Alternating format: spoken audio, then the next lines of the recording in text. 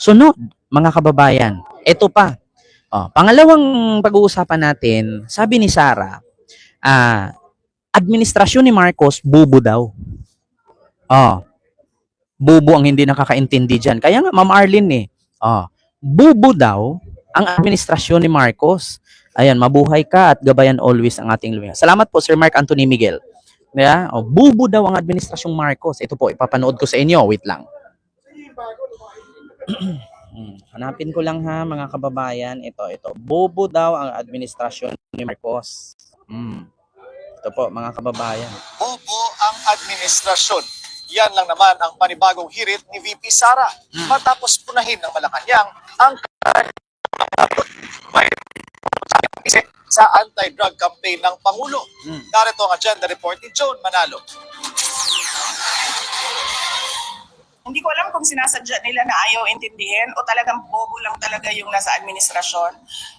I'd likely lean doon sa latter kasi sa lahat ng mga desisyon nila lately, Binanata ni VP Sara ang administrasyon ni PBBM. Hindi raw kasi nito naiintindihan ang pagkakaiba ng personal at official trip. Kamakailan lang kasi, kunestyon ni Palace Press Officer Claire Castro ang frequent overseas trips ng bise. Pang-personal daw ba o pang-bayan ang hirit ni Castro? Ang sagot naman ng pangalawang Pangulo. ilalagay namin doon personal to differentiate it from official. Kasi pag personal, hindi ako gumagamit ng pera ng bayan. Pag official, gumagamit ako ng pera ng bayan. Hindi ibig sabihin na personal na lakad yan ay holiday o pamamasyal yan. So, Ito mga kababayan, hindi daw maintindihan ng palasyo kung ano daw kaibahan ng personal at official. Ang official na lakad, gamit ang pera ng bayan. Ang personal, gamit sa sarili niyang bulsa. Ngayon, maitanong ko sa inyo mga kababayan, hindi daw maintindihan. Para sa akin, napakabilis lang. Sabihin natin, personal na lakad mo yan. Pera mo. Ang tanong, kumusta naman ang trabaho mo bilang Vice President? 'Di ba? Kasi tatanungin ka ngayon, nagtatrabaho ka para sa bayan. Saan banda ang salitang trabaho doon kung ang pinunta mo doon ay rally para sa kalayaan ng tatay mo? Kapag ang tatay mo ba nakalaya, uunlad ang bayan? Kapag ang tatay mo ba makalaya, yayaman ang mga Pilipino? Kapag ang tatay mo ba makalaya, mumura ang bilihin? Sabihin natin personal na lakad mo yan, hindi official. Kasi personal mo yan, rally nyo yan, hindi naman nakalagay yan sa Philippine government na mag-rally ka for digong, for free, for bring him home, Duterte. Kasi kung official yan or tawag dito, official lakad mo yan, syempre alam ng Malacanang yan, 'di ba? At inukihan ka ng Malacanang na mag-rally ka para sa palayain ang tatay mo or panawagan ng mga supporters. Ngayon, kung trabaho pala ang tawag sa sasali ka doon mag-rally, tandaan mo, Sara, wala pong koneksyon ang pagkakulong ng tatay mo at paglaya ng tatay mo sa ikaunlad ng ating bansa. Wala pong koneksyon. Kahit saang sulok ang gulo mo tignan, kapag makalaya ang tatay mo, hindi ako yayaman. 'Di ba? Kapag makulong ang tatay mo habang buhay, hindi rin ako yayaman. So, wala pong koneksyon ang lakad mo kung personal mo man yan. Ang tanong ng taong bayan, saan ka at paano na ang trabaho mo? 'Di ba? 'Di ba? Yun ang tanong ko. Kasi, Vice President ka eh. Binoto ka ng tao. Hinalal ka ng taong bayan to be a Vice President. Then, how could you call yourself as a Vice President na hindi ka naman nagtatrabaho at hindi ka nagsiserve sa bayan? Hindi po matatawag na serving sa Pilipino yang ginawa mong pag-rally-rally kasi hindi naman yan Pilipino lahat ang sineservisyohan mo. Pangalan mo lang ang Vice President pero yung pagsali mo sa rally for the sake yan of your family, not for the nation.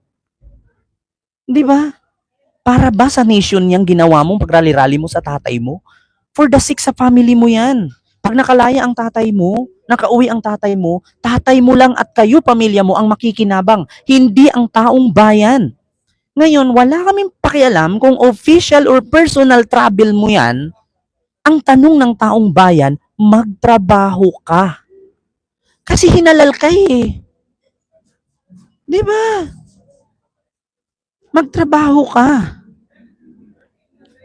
Kung hindi man galing sa pera ng bayan ang ginastos mo, and then, ba't hindi ka pa mag-resign? Kasi ang taong bayan hindi bungol, hindi bingi, hindi bulag. Nakikita ka namin na hindi ka nagtatrabaho. Di ba? Hindi ka nagtatrabaho. Yun ang totoo. Hindi ka nagtatrabaho. Imposible naman na hindi maintindihan ng palasyo at sabihin mong bobo ang administrasyon ni Marcos. Hindi po bobo ang administrasyon ni Marcos. Bakit? Kung bobo ang administrasyon ni Marcos, edi sana hindi pinakulong ang tatay mo. Kung bobo ang administrasyon ni Marcos, hindi sana mabulgar ang baho ninyo. Di ba? Ganun yun. Sasabihin mo bobo ang administrasyon ng BBM, bobo ang taga Malacanang. My God, kung bobo pala ang magpakulong sa kriminal, kung bobo pala ang mabulgar ang baho at koneksyon ninyo sa sindikato, aba, ano na lang mangyari sa atin? Ano na lang mangyari sa ating bansa? Kung kayo na lang ang laging nasa posisyon. Bakit? Pagtatrabaho ba, puro puna? Pagtatrabaho ba, ang maninilip ng butas, maghahanap ng butas? Kapag kayo ang lakas ninyo mangbutas, kapag kayo mabutasan, biktima na kayo. Yan naman ang sakit ninyo eh. Yan ang sakit ninyo. Kapag si PBBM nakagawa ng tama, mali sa inyo. Kapag si PBBM nasilipan kayo ng mali, biktima na kayo. What the heck? Diba? Kapag si PBBM gumawa ng tama, mali sa paningin ninyo. Bakit? Mali ba ang ipakulong ng pumatay ng 30,000 ka-adik without due process? Mali ba yon?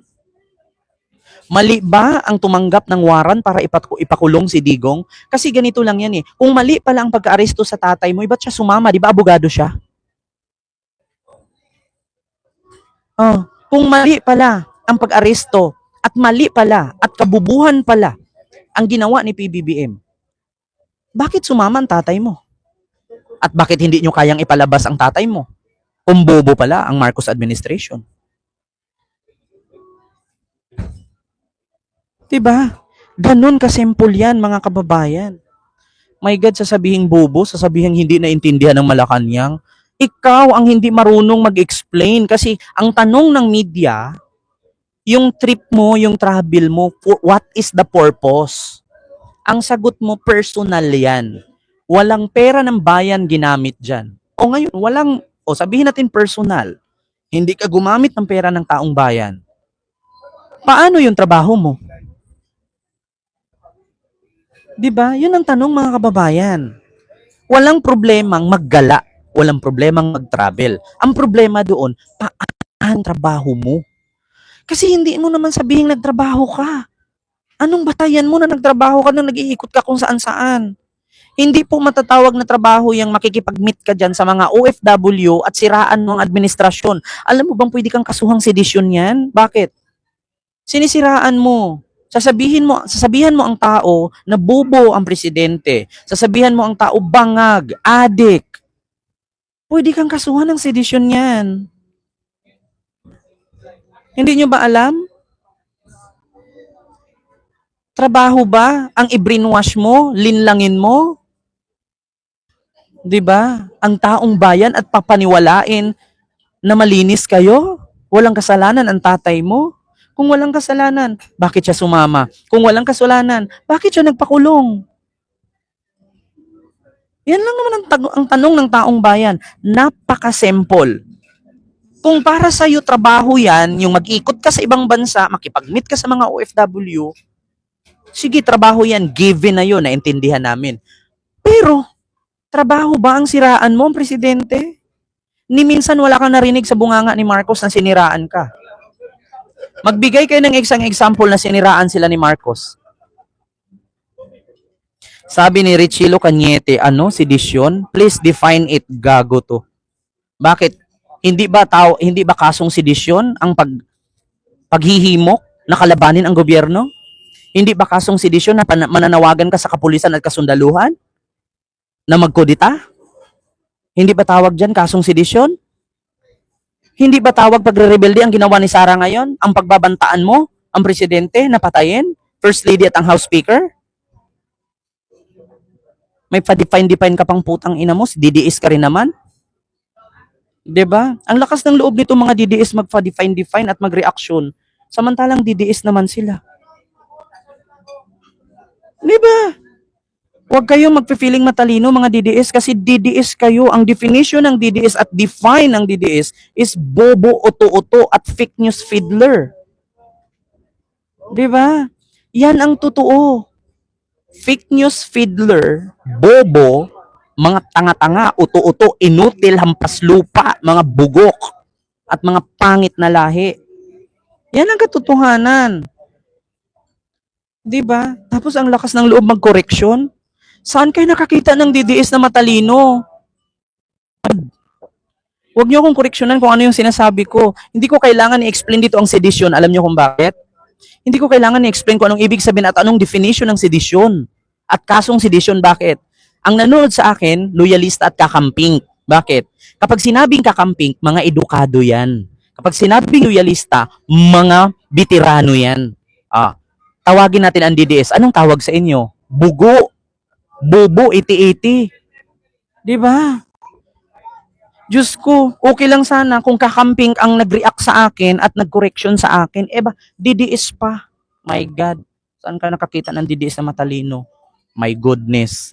Di ba? Oo. Diyos ko.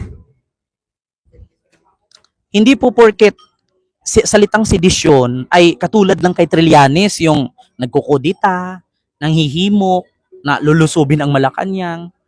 Marami pong style ang ang kasong sedisyon. Maraming definition yan. Maraming branches yan. 'Di ba? Maraming style, maraming paraan para makasuhan ng sedisyon. Isa na diyan yung hihimukin mo yung tao, sasabihin mo wag magbayad ng tax, hihimukin mo yung tao, sasabihin mong wag maniwala sa presidente kasi bangag. Yun, pwede ka nang kasuhan ng sedisyon nun. At lalo't na't sa poll, government employee ka, government official ka, high rank official ka pa. 'Di ba? Okay lang kung katulad sa akin, hihimukin ko kayo nanood sa akin. Sige, wag niyo iboto si Sara, wag niyo suportahan si Sara. Ordinaryong tao lang po ako. Kapag si Sara nagsalita, wag kayong maniwala, bobo ang presidente, adik 'yan, bangag 'yan. My God. Kaya nga sabi ni Attorney Claire Castro, tayo bilang mga high rank official, dapat responsible tayo sa bawat bibitawan nating salita at bawat ipopost natin na balita. Kung totoo ba ito o hindi. Bakit? Kasi may mga nakasuporta sa atin, may mga nakafollow sa atin. Paano kung malinlang at mapaniwala yan? Masisira ang ating bayan dahil sa mga ganyan. 'Di ba? Ganun 'yon. O asaan na yung nag-react na sedisyon? Utang ina, tatanungin mo pa ako, sasabihin mo pa paki-define. Yun pa nga lang pagtanong mo, wrong na nga eh. Wrong grammar. Bakit define? Yeah, bakit define? My God. Hindi nyo ba alam? Yung hihimukin mo yung kapulisan at kasundaluhan na magkudita, hindi ba sedisyon yan? Yung kukwestiyonin mo ang Armed Forces of the Philippines na bakit nila hinahayaang ikulong ang tatay niya? Hindi ba daw dumaan ang tatay niya pagka-presidente? Hindi ba daw sinahuran ang tatay niya? My God, hindi tatay mo ang nagpapasahod sa mga sundalo. Bagkus galing yan sa tax ng taong bayan. Tapos, ang gusto pa ni Lustay, na magkaroon ng utang na loob ang mga armed forces at kapulisan na hindi ikulong ang tatay niya. Jimmy Budrial, natural magdaldal ako, vlogger ako eh. Saan ka nakakita ng vlogger hindi nagsasalita? Hindi naman tumukbang. Diba? Alam niyo mga DDS, huwag na kayo mag-react, hindi kayo mananalo sa akin. Natural ako magyaw-yaw kasi vlogger ako. Hindi po ako po pwede itong manahimik at magnguya-nguya lang kasi hindi po tumukbang. Usaping politika po ito. Diba? Sabi ni Mizi, feeling. Mas feeling talaga. Ano bang tawag mo sa akin? Yung ibang ang vlogger dyan, fake news, nagpi-feeling vlogger, ako pa. My God. Saan ka nakakita? 3,000 live viewers? Tapos sasabihin mo ko feeling? Try mo mag-live. Kung kaya mo bang umabot 1,000. Hindi ka nga ata abot sa daan eh. Yeah, Ma'am Miriam De Los Santos, maraming salamat po. Thank you so much po sa yung super sticker. Di ba? Oo. Alam mo yung mga DDS doon, kay Banat Bay manood. Kasi marami kayong makukuhang aral doon. Puro kaik-ikan. Ganun yun. Oh, eto, mga kababayan. Ito pa yung sunod. Alias Rene. Ito, alam nyo sa totoo lang mga kababayan, meron akong twist dito. Si alias